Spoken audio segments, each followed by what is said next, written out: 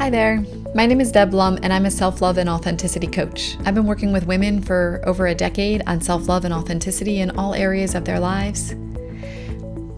When I think about what I do with people, I think the most important thing that I do is I help women to become more effective, more influential, to get more of what they want in their lives, and to be more powerful without having to leave parts of themselves behind.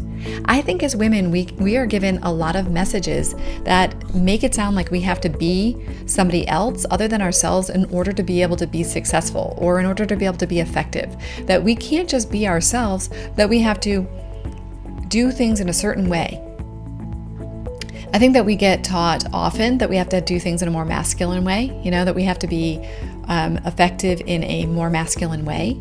And so then we abandon the parts of ourselves that are kind of natural for us as women, the more feminine aspects of ourselves. We abandon them, or we judge them, we criticize them, we just sort of see them as weakness, and then we sort of push them aside. Or perhaps it's just parts of your personality, parts of your own quirky little personality that you've decided that are not allowed. Like, oh, well, I don't want to show those parts of myself because other people will judge them or not like them. Perhaps it's in the workplace. Perhaps it's as a leader that you feel that you have to put parts of yourself aside and show up in this way that is acceptable to society.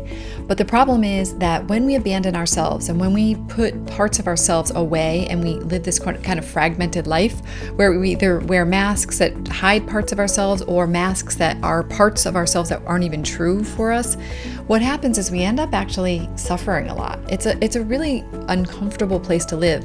I know for me, when I was living that way, when I was in corporate and I was living that way, thinking I had to act a certain way and I had to be a certain type of a person, and even early in parenting, when I just put so much pressure on myself to be the perfect parent, I would show up with actual physical symptoms. I remember I could actually feel tightness like through here and here. I also would get hives at times, and I could get shortness of breath when I was acting out of alignment with what was true for me, when I was acting out of an integrity. So what I do with women is I help them to realize their superpower is actually their authenticity, their own unique gifts, their own unique way of being in this world, and to courageously step into being more of themselves.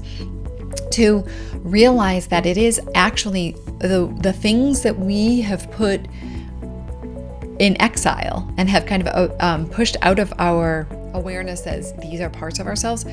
Those are some of the most important things for us to reclaim and to integrate in ourselves so that we can live that authentic life so that we feel better.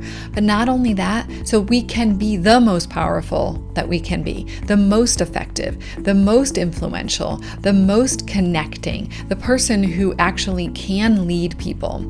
Sometimes I think we feel like we're irrelevant or we're ignored or we're not heard. And I think that so much of that is because we abandon ourselves. We don't even hear ourselves. We don't even know what we think or what we feel or what we believe.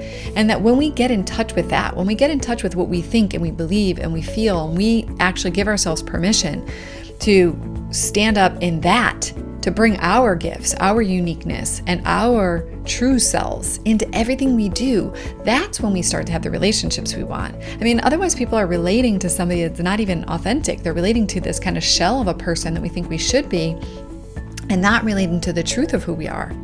So we allow ourselves to then actually create the relationships that we deeply desire, the ones that have intimacy and connection, where we both love each other for who we really are and who we're becoming, who we're evolving into. We also become more effective as a leader because people know who we are. They trust us. We become more powerful because we stand in our power, in our worth. We speak from our truth, and that is what people want. That's the kind of leader people want. That's the kind of leader a child wants. It's the kind of partner our loved ones want. That is the kind of leader that our country, our world needs. That's the kind of leader that all of us want to be. It's the one where we feel good about ourselves. And at the end of the day, we have the kind of impact that we always wanted to have, but we didn't know how to get there. It is through the path of self-love and authenticity, through the path of integration of the shadows, all of those parts and pieces of ourselves that we have told ourselves are not acceptable, it's actually through the integration and the coming into loving all parts of ourselves and to awakening to all of who we are, and then courageously bringing that forward into the world. That's where the magic happens. That is when you get to feel like you have truly arrived in life. That's when you start to live from a place of vibrancy and fulfillment, and the place of excitement when you wake up in the morning, and the sense of joy and connection to all that is.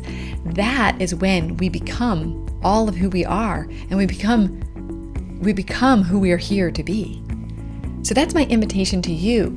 If that's something you want in your life, let's do this. Join my community.